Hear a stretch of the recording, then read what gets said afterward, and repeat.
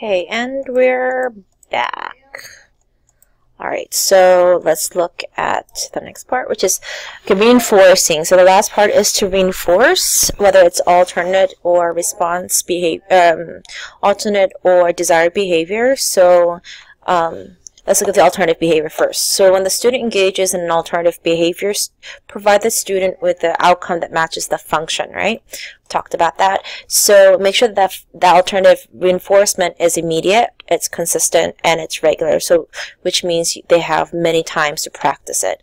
And this is necessary because the alternative behavior has to be successful to be able to compete with the problem behavior. As if it is not as easy or desirable or has the same function as a problem behavior, then it's not going to replace it. Okay, so reinforcing desired behavior is to make sure the goal is a long-term goal, because you want to move away from the alternative behavior towards this. You don't want to ever just stop at alternative, because you want to make sure they're engaging in the behavior that is same or the desired behavior that you want them to do.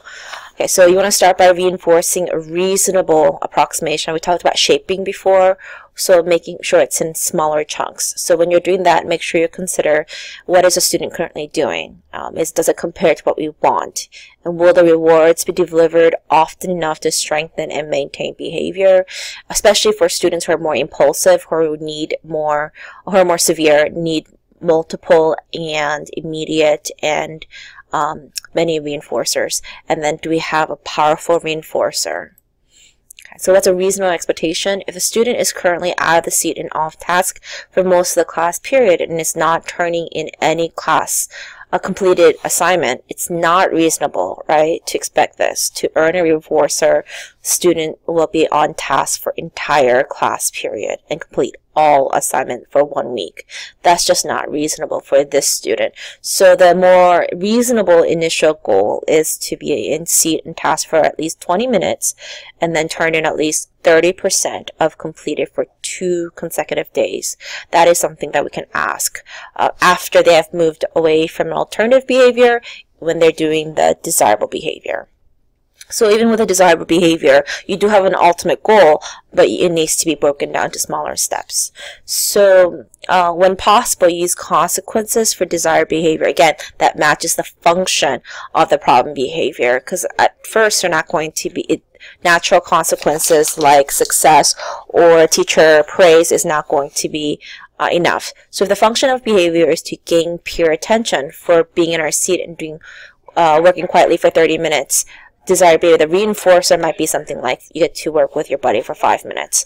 Or if the function of the behavior is to avoid task, and if they stay on task and complete over 50%, you can say a free homework pass. So that is a great reinforcer because the function is to avoid task.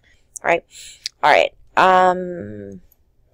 Reinforcing alternative and desired behavior. When Pam, again, refuses to work, use profanity, and then avoid, that's the function. The alternative behavior is asked for easier task. The best reinforcer for these strategies, go ahead and stop and see if you can figure it out, right? Okay, did you ask yourself, does it serve the same function? And is it a reasonable expectation? So if you look, student earns teacher praise for staying on task. That's not the same function, not right now, right? So it's to escape. So this is not a good reinforcement strategy. Students can earn 1 free homework pass after completing all math assignment for 3 weeks. That is not reasonable. So again, we're going to pass on that.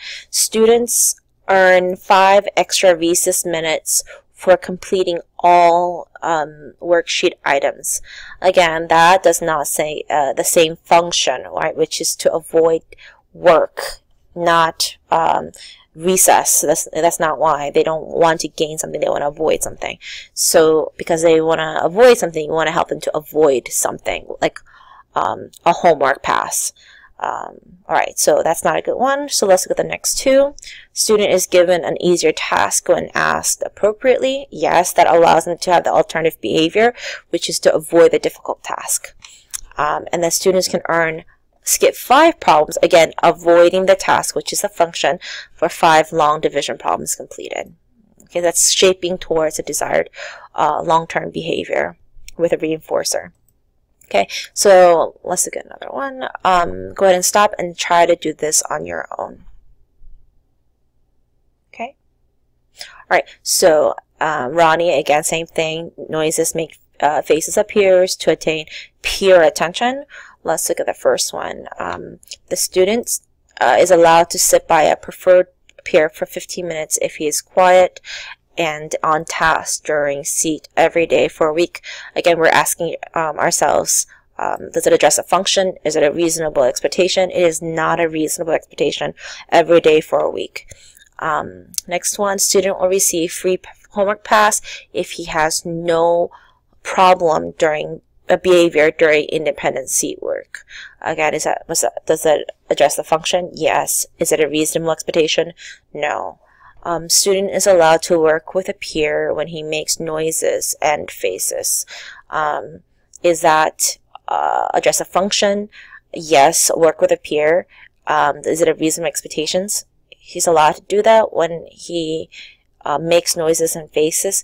No, that's reinforcing the problem behavior, so that's not a great one. So the more appropriate ones for reinforcing alternative and desired behavior is when student is on task with no problem behavior for 15 minutes, he will be allowed to sit at the back table and read with a peer. Again, the function is the peer behavior, and 15 minutes is appropriate. All right, and there's one more. The student is allowed to work with a peer when asked appropriately. So that would be the alternative behavior, right? That also allows them to have the peer attention and then asks appropriately. So that allows them to behave before they're able to, when they're asking appropriate. So that's socially reasonable expectation. So reinforcing alternative behavior and desired behaviors. Again, Audrey makes noises, talks out, and walks around the room, and then it's maintained by adult attention. Go ahead and give an example of appropriate strategies for reinforcing alternative behaviors and a non-example. So go ahead and stop the video and try to figure this out on your own, and then you'll be uploading this on your assessment after this video. So the last part here is the response to problem behavior with redirection and or extinction. So the consequence. So when we're responding, so once the behavior happens, how do you respond? You can do it by 2 things. You can redirect the alternative behavior or to the alternative behavior, I'm sorry, and then or extinct the problem behavior. The earliest sign of problem behavior, quickly redirect to the alternative behavior, or just a quick reminder, whether verbally or visually, of what you want them to do. An example is talks out to get to teacher attention. If you ignore it, she will continue to yell and throw. So when Annie is first starting to talk out, her teacher will immediately remind her to appropriately get adult attention, and then we'll praise her when the alternative behavior is used. So what type of reminders might Annie's teacher use? Okay, so think about that. All right, the extinction. Remember we talked about this in class at length. Do not do extinction to allow the problem behavior to work or pay off for the student. So if it is reinforcing the problem behavior by ignoring it, don't let them. So escape and avoid, you can eliminate the amount of missed instruction time or missed work as a result of a problem behavior. So make sure the student is capable of doing work, and then provide support instruction so that they can complete it. And then attention, you want to, again, eliminate or minimize the amount of attention for engaging in problem behavior. So limit verbal interactions when they're trying to engage you, and then create a signal to cue to students to use the alternative behavior, and then teach peers to ignore the same problem or walk away. So these are ways to extinction, but only if it doesn't reinforce their problem behavior. Okay, so it's all important that it should always be combined with reinforcement for appropriate behavior. You can't just do the extinction behavior and that's it. It's not teaching them the appropriate behavior. So Darcy engages in problem behavior that results in peer attention. Darcy's peers will receive duck bucks for ignoring her inappropriate behavior. Okay, so that's the extinction. She'll also be learning how to interact with peers appropriately and will earn time with peers for alternative or desired behavior. So by creating this as part of reinforcement along with extinction, it's more likely for Darcy not to engage in problem behavior. So go ahead and try this on your own, and then and then stop the video and then see the correct answer. Okay, same, argues, refuses work, and uses profanity. She wants to escape or avoid work. So what is the best strategy? Okay, so a student is now allowed to participate in art project with peers. Again, it's avoiding this task, not the art task. So it's not really addressing either one of those. So that's not a great one. Student writes an essay on what it means to be respectful. It's not redirecting towards an alternative behavior, and it's not extinguishing or minimizing the avoiding of the task. So it can't be that.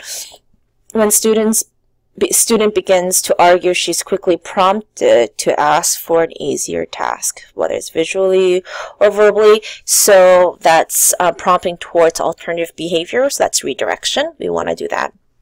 And then the student is sent to the office for arguing with a teacher. Sending her away is reinforcing the avoiding and escaping. So reinforcing that problem behavior instead of getting them towards alternative or desired behavior. So that's not a good one. All right, let's try the next one. So go ahead and stop the video and see if you can figure out of these which one's the best one to use. Best ones. There are two. Okay, we don't have a lot of time, so I'll go through this quickly. When a student begins to engage in problem behavior, she receives a visual prompt to ask for attention or help, which is prompts towards her alternative behavior. So it is a redirection and is something that it is positive for students to engage in. Peers receive duck bucks for ignoring her problem. Again, this is extinction, but not adult extinction. Adult attention, which is what her function is. And then student goes to school psychologist's office to discuss her behavior. Again, that is reinforcing problem behavior because she wants adult attention. So she will engage in problem behavior to get adult attention. So that's not a good one. Teacher minimizes attention for problem behavior. By minimizing her attention is maintaining or extinction of the adult attention for problem behavior. So that's a good one. And then student stays in from recess to finish assignment with teacher. So the student, this again is reinforcing that attention from adult for her problem behavior instead of directing towards the other alternative or desired behavior. So this should be avoided as well. So these two are the good ones for this example. All right, so responding to a problem behavior, when she makes up inappropriate noises and make faces at her peers, she will obtain peer attention. So give an example of these to yourself now and then later online on the blackboard. Okay, so purpose 2 is to protect and not to teach or change behavior. So there are times where there is safety in crisis plans when you do that. I'm not going to really go into that because that's not something that we're doing in this class, but go ahead and read over this when you may need safety and crisis attention. Okay, all right, so by these 4 presentations, you should be able to do all of this, the first page. And the second page is just kind of summary of the prevention, which is here. Okay. And then here for the teaching part, that's a summary of this part here. The last part is the reinforcing the alternative desired behavior or rewarding lessening of the problem behavior that goes down here. Okay, and then the person, that's pretty explanatory. And the last part here, make sure you talk about the short term, long term, and then how you would collect data.